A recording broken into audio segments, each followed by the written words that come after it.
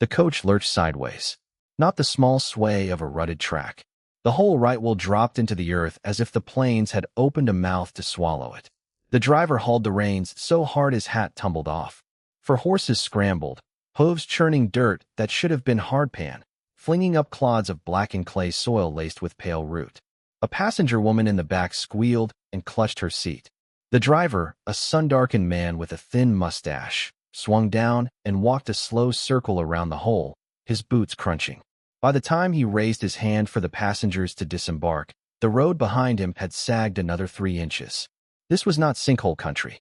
This was Mutton Wagon Flats, a straight stretch of short-grass prairie east of Grover on the old Crown Butte Stage Line. Territory every drover in Weld County knew was solid for 50 miles around. The driver spat into the dirt.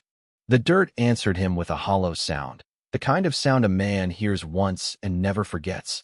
The sound of earth that has been eaten out from below by a million small tunnels no wider than a man's wrist.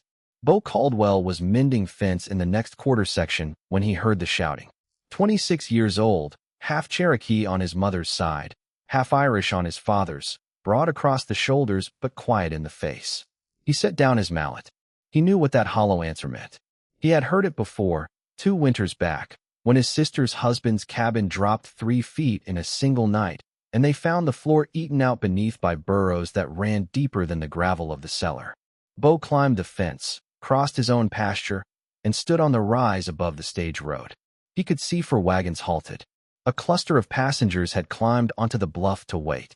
He could also see, even from that distance, the mass of small earthen mounds that humped the broken ground. Thousands of them. Prairie dog mounds, fresh and old rising together, ridge after ridge of them collapsing into the new pit. He drew the back of his hand across his mouth and made himself breathe. He turned for town. The only person in Grover who had any idea what this was going to do was not a man at all. She was a widow who kept the post office and painted prairie dogs for a living as if the Lord had made them for her private amusement. Before we go further, settle in wherever you are. Let us know in the comments where you're listening from tonight. We love knowing who's with us. Winnifred Hollander had lived in Grover 9 years. 42 years old, tall as a man and soft as a quilt. Gray was working fast through her hair, but she wore it pinned up and out of her face in a thick coil, and she did not give a single dollar for what anybody thought of the curve of her jaw or the dust on her collar. Most days you could find her sitting in the grass at the edge of her garden with a tin of pigments and a 3x5 cedar board, brushing in the soft tin flank of a black-tailed prairie dog as it sat up on its mound to study her. Children in town called her the prairie dog lady, kindly at first and not so kindly after. Her work sat on every inch of wall space in her cottage. Slabs of pine hung from the door frame, the windows, the ceiling beams. 43 finished paintings in all. 43 portraits of prairie dog towns, each one accurate down to which burrow the family used in summer and which they sealed off in winter. She had spent 3 winters squatting at burrow mouths, watching the breath of the animals rise from the snow, learning where their tunnels went, marking the deepest ones with pegs she cut herself from cottonwood saplings. The town thought she was mad. The good ladies of the church thought that something had gone out of her, some Christian softness she had been born with and lost. The men at the feed store laughed openly, and more than one of them had said, in her hearing, that a woman whose imagination ran to vermin would do better to take a husband than to take a brush. The one man who had ever laughed at her hardest was the man who owned the road that had just collapsed. Harlan Bremer was 56, hard-bodied, soft-handed, owner of the Crown Butte Stage Line, partner in 2 banks, and the largest landholder in the county after John Iliff himself had died and the great ranches had been broken into parcels. He had a wife in a brick house on the bluff above town and 2 sons who ran errands for him with the bored precision of boys raised on being obeyed. Every wall in his office framed the same sort of paper, certified survey marks dated 1874, signed by a state-appointed surveyor. Every paper had the same notary seal. Every acre they described had been taken from somebody else. He did not like people to bring this up. He liked it least of all when the bringer was a woman. Winny had not meant to make him an enemy. For years earlier, she had walked the length of the new roadbed that the Crown Butte line had laid across a stretch she had been mapping for 2 years. She had marked the chalk stick pin where the deepest ancestral burrow of the colony ran. She had gone to his office, hat in her hands, and begged him to reroute. She had drawn her maps and rolled them open on his desk. She had shown him the field notes of the spring melt. She had shown him the marking pegs she had planted, 8 of them, in a line as straight as any surveyor could want. Bremer had not even risen. He had lifted one finger, held it suspended as if politely requesting silence, then said, "Ma'am, my surveyor is a state man. Your surveyor is a prairie dog." He had laughed his soft banker laugh. Then he had laughed again, that afternoon, at the bar, louder, with a warmth that emboldened other men to laugh in turn. The road was laid through the burrow. Every survey marker he paid for had been adjusted to honor his route, not the ground truth. The ground, for years later, was collecting on its debt. Bo found Winny at her kitchen table, eating cold cornbread from a tin plate and drawing a fresh map of the colony on the back of an old store ledger. She had not heard him ride in. He stood in her doorway, the light from the window throwing his long shadow across her painted walls. He did not speak for a moment. He watched her brush in a line of new tunnels, small arrows pointing south, and a notation in her careful hand. Depth, 11 feet, confirmed 1877. "Mrs. Hollander," he said, "the road's going in." She set down her brush. She did not ask him which road. There was only one road that had anything to do with what she had been warning the county about for 3 years. They rode double out of town. Her mare was 16 and had a hitch in her trot, and Bo's bay was easy on the mouth, but neither of them broke a sweat until they topped the rise and saw it. The pit was 18 feet wide now and still growing at the rim. 3 passenger women were sitting on a blanket that Harlan Bremer's eldest son, a boy of 19 named Wendell, had laid out for them further from the edge. Harlan Bremer himself stood at the lip with his driver and his surveyor, all 3 hats pushed back, all 3 jaws working. What would you have done in Winnie's place? Would you have walked toward him again, knowing what you knew of the man and what he had said about you? Winnie reined up and stepped down before Bo could swing off to help her. She was wearing her old green coat, the hem muddied from 100 walks in the colony, and she carried nothing in her hands. She had decided somewhere along the ride that today was not the day to wave a notebook at a man who would not read it. She walked up to Bremer. Bremer looked down at her. He was a hand taller, but the difference meant little to either of them. The surveyor, a young man named Tebbs whose hands were clean as a girl's, stepped aside in a way that told Winnie what she needed to know about Tebbs. Tebbs had been a party to the falsified surveys. Tebbs knew. "Mrs. Hollander," Bremer said, before she could say anything. His voice was the voice he used to greet ladies at the church supper and thieves at the bank counter. Equal warmth packed around the same unyielding hardness. "I am sorry that the discomfort in the road has caused you alarm." The road had caused no discomfort. The road had tried to swallow a coach. "This land has been undermined for decades," Winnie said. "You knew that. I told you. The town told you. The dogs told you, if you had ears to hear them." Something passed across Bremer's face that anyone in town would have read as a smile. It was not a smile.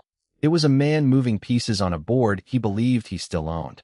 "Mrs. Hollander," he said, "this is not the moment for amateur geology. I am sending to Denver for the proper men. They will arrive tomorrow by the noon train. In the meantime, let me assure you, the line is sound, the road is sound, and my office will be happy to reimburse you for the trouble of having come down here." She had not come for reimbursement. She had come because the Prairie had been trying to tell the world something for 30 years, and Harlan Bremer had been telling it, again and again, to be quiet. Bo spoke. Then, from where he had halted on the rise. He did not raise his voice. He rarely did. "The northeast hole up by the rim went 5 feet down while we were standing here," he said. "I watched it. It went slow enough to count." Bremer raised one hand, palm out, in the polite small gesture that meant, in his private vocabulary of authority, that you were dismissed from the conversation. Then the southeast lip of the pit dropped another 4 feet with a sound like wet flour being shaken from a sack, and a woman on the blanket screamed, and Bremer's driver caught his arm, and they all stepped back, and the day lost any trace of civility it had left. That night at the Cross L, the saloon that Bremer owned on the corner of Main and the cattle track, men spoke in low voices. 2 of them spoke about what was down there. They did not know what they were speaking of. They only knew that prairie dogs in that part of the territory had been sealing off tunnels since autumn, and the seals had been broken last week by something heavy. They spoke, too, of of older diggers who said there had been other collapses before, in the 60s, and that one had been hushed up because the Stagecoach at that time had been carrying the territorial payroll. Bo walked the quarter section alone while the saloon talked. He came back to Winnie's cottage at 11. He was wet from the marsh at the southeast edge, and his face had the look of a man who had listened to a thing he did not understand. He set something on her kitchen table, a small coil of rope, knotted in a pattern that was not white man's work. Not Cherokee either, older than both. "My great-grandmother made this," he said quietly. "She said it was the pattern of the winter lodges, before the lodges went into the ground." When he looked at it, she had been told by old trappers that the prairie dogs had been using some of the deeper tunnels as winter chambers themselves. She had not been told they were winter lodges.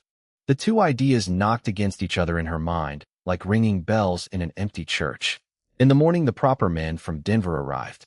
They wore fine coats and carried brass instruments and dispatched two of them straight into the pit without listening to a word of context from Bremer or Tebbs. They drilled a small hole. They took a sample. They did not look happy. They did not stay to explain.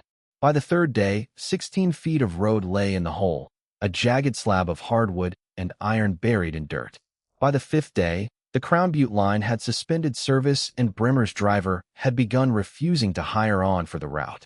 By the sixth day, Bo and Winny, with the help of two hired men who were sheriff's deputies in their day jobs and had been ignored on this matter for years, began to examine the eastern chamber that had opened where one of the dens collapsed. It was not a den at all. It was a chamber cut by hand, lined with stone packed in adobe clay, and behind it was a narrower chamber, half flooded, and behind that, not a chamber, a small room. The room held the smell of pine resin so old it had gone almost sweet, and the cold that comes off walls that have not seen sun for 20 years. In the corner was a low dirt bench, and on the bench were three things: a leather pouch, sealed with sinew, a wooden box, the lid rotted but the catch still holding, and a bundle wrapped in elk hide, the size of a sleeping infant. The bundle had been laid down with a softness that belonged to hands that loved it. Bo went to his knees in the mud. Winnie went to her knees beside him. He opened the leather pouch first. Inside were papers. Survey papers, dated 1869. They bore the seal of the territorial surveyor. They bore a name. Not Bremer's original claim, but a Cheyenne woman's name. Letters read aloud by Winnie in a voice that barely lifted above the drip of water told the story the chamber had been built to hold. The original survey had been falsified. The notary had been bribed. The acreage had been transferred to a young man named Harlan Bremer at the conclusion of the 1870 session in Denver, in a deal that had smelled of whiskey and dust and gone unchallenged in court for 15 years. Bo opened the wooden box. Inside were two silver spoons, a thimble, and a small carved horse worn smooth by a child's hand, the mane carved by a knife into a curl that had once been painted red. They did not open the bundle. They did not need to. The shape told them what the bundle was, and Winnie placed her hand flat over Bo's where it lay on the hide, because Bo's hand had begun to shake. What would you have done? Would you have carried these things to town, or would you have protected them like the people who hid them wanted them protected? They carried them to town. They had to. The world only takes weight when it is held up to the light. The hearing was held in the courthouse at Greeley on the 9th day. Bo and Winnie walked in together. Bremer walked in alone. His sons did not come. His surveyor, Tebbs, did not come, having taken the southbound to Kansas the night before. The three papers from the leather pouch were read aloud by a clerk. The room went quiet. The county clerk, who had been guilty of no matter but had known of the matter, sat down heavily. The women of Grover sat in straight-back chairs against the far wall, hats in their laps. Some of them had been those same women wagging their tongues about Winnie 4 years earlier for warning the road would collapse. Harlan Bremer stood. He did not ask for mercy. He did not ask to be allowed to address the bench. He said one line, and he said it to Winnie, looking past the bench and the bailiff as if they were not in the room. "Woman," he said, "you have ruined me." Winnie stood up. She was 6 feet tall in her old boots, and her chin was up and her eyes were wet, and not from sorrow. There was a hand's width of space between her heart and her throat, and the words came up from somewhere below both. "Your road ruined itself, Mr. Bremer," she said. "I just listened to what the ground was saying, that's all. That, and refused to be quiet when you told it to be quiet." He was led from the room and not again seen in the county for 15 years. His lands reverted. His stage line was discontinued, and its rigs sold off at auction to men who would run them on roads that had not been lied about. The two banks he had part-owned were reopened by other men who were cleaner smiles. The two silver spoons and the thimble and the horse were returned by the federal men to the descendants of the family they had been taken from, who came up from the agencies in Oklahoma with two elders and a translator old enough to remember the spring of 1869. The bundle under the elk hide was given to them as well. They did not open it in the courthouse. They opened it in the open grass, under the prairie sky, in the same draw of land the chamber had stood under, and they wept, and the child's blanket inside was so small it could have covered a 4-month-old arm. Bo knelt beside them while they wept. He said nothing, but his hand lay on the grass where a small hand could have rested, palm down, fingers open, gentler than he had been taught to be. In the days that followed, Winny painted a single painting. Not another portrait of prairie dogs. A portrait of the chamber itself, with the stones and the adobe and the small wooden bench holding its small load of things. She signed it at the bottom, not with her own name, but with the name of the family the chamber had belonged to, in letters careful enough that the descendants would read them and know they had been remembered. She put the painting in the courthouse. The county clerk said he did not have room. Winny said make room, and he made room. If this story is moving you, you are exactly who we wrote it for. A like and a subscribe tells us to keep going. On the 7th evening, Bo rode out to the colony. The collapse had quieted. The prairie dogs had come back to the surrounding mounds, sitting up on their hind legs with the look of judges surveying their own ruin. The deep eastern chamber had been sealed by the county men with a wooden door and a small placard in 2 languages, one of which the clerk said was the Cheyenne alphabet, although he could not have sworn to it. Bo and Winny sat on the lip of the pit. The grass came up to their elbows around them. The sun was going down, and the sky was a long sheet of copper and rose, and the silence between them had the kind of weight that has work behind it and rest ahead of it. He turned his hand over, and she laid hers into it. Her fingers were still smudged with pigment. His were still marked with the mud of the chamber. In the small meadow below them, a pair of burrowing owls sat on a stone and watched them without fear, the way small things watch large things when the large things have finally proven they can be trusted. Strange how the things you have given up on tend to come back to you. She had said the words, almost to herself, with her eyes on the horizon. He did not respond. There was nothing to add to that, and he had the good sense of a quiet man to know when silence was the truest answer a man could give. In the weeks that followed, a new road was laid by the county to the north, along the high ridge, a road that did not pretend the ground owed it anything. It used no survey markers drawn for Harlan Bremer.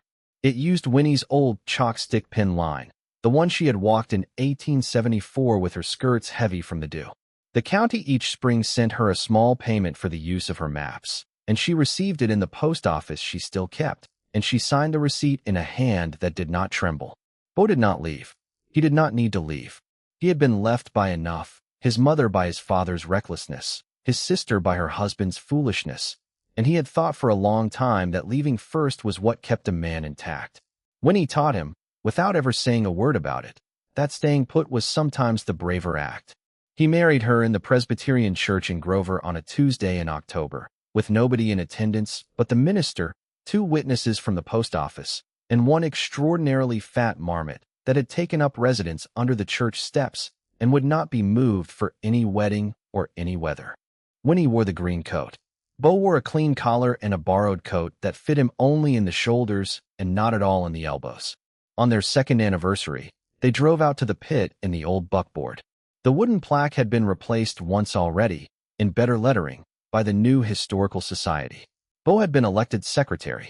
Winnie had been elected president, and had accepted the title only on condition that no meeting be held in any building with fewer than 2 windows. She was particular about ventilation, in the way of a woman who had spent 9 winters smelling paint. The painting that Winnie painted in 1878 was moved from the courthouse to a small museum built on the bluff in 1934. The placard behind it reads, in 2 languages, Winnifred Hollander, 1836 to 1912. She heard the Prairie when everyone else looked away. On a May morning 2 years after the pit opened, Bo and Winnie sat in the grass where the eastern chamber had been sealed. Their daughter was 3 months old, asleep in a cradle Bo had carved that winter out of cottonwood, the wood still smelling faintly of river.